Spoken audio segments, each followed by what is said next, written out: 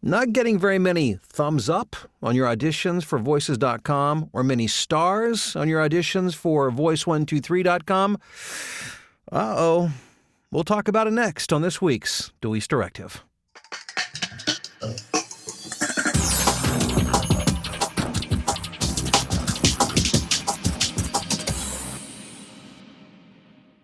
Hey, what's up? Bill Deweese here from VoiceOverEvolution.com. I am a working full-time voiceover talent and voiceover coach. If you want to find out more about my voiceover work, visit BillDeweese.com. More about voiceover coaching, VoiceOverEvolution.com. And my little uh-oh at the beginning of this video, that was tongue-in-cheek. I'm only kidding. People freak out over feedback on auditions through pay-to-play. Am I saying they're not important? No, not entirely, but keep this in mind. How many times when you're provided with an opportunity to give feedback, whether it's, how they give you your bill at the end of a meal at a restaurant, and they ask you to go to the website and fill out the information so they can get feedback, and you could win $1,000 in a drawing, and everybody wants your feedback. How often do you actually leave feedback? Now, if you're like most people, and you might be somebody that does leave feedback, at least on occasion, most people don't. Because it's a hassle, it's a bother to do so, they would rather not mess with it.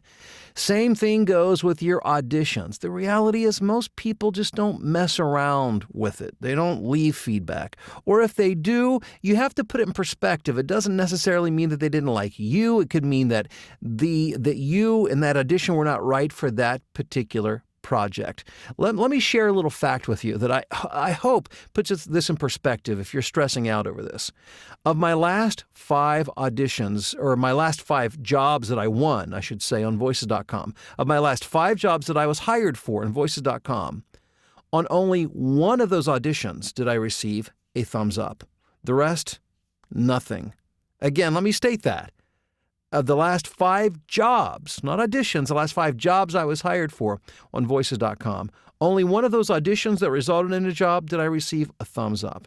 So that just reminds me to not get too wrapped up in it. Now, that being said, if you've auditioned 200 times and you've not received a single thumbs up or a 3 or 4 star audition on Voice123.com, chances are you may need a little coaching and you may need a little help, but do not allow your emotions to be dictated and your future to be dictated on the feedback that you get through clients on your auditions through pay-to-play sites. If you feel like you need help in being more competitive in your auditions, particularly within the largest area of voiceover work, which is narration, I want to remind you, I've got my very first ever weekend narration workshop coming up September 19th and 20th. I'm holding it in my home studio. I live in Bourbonnais, Illinois, about an hour south of Chicago, kind of out on a couple acres. It's going to be beautiful scenery, very relaxing, very limited, only to the first 9 people who register. It's already filling up, so I expect it to fill up relatively fast. So if you want to be there,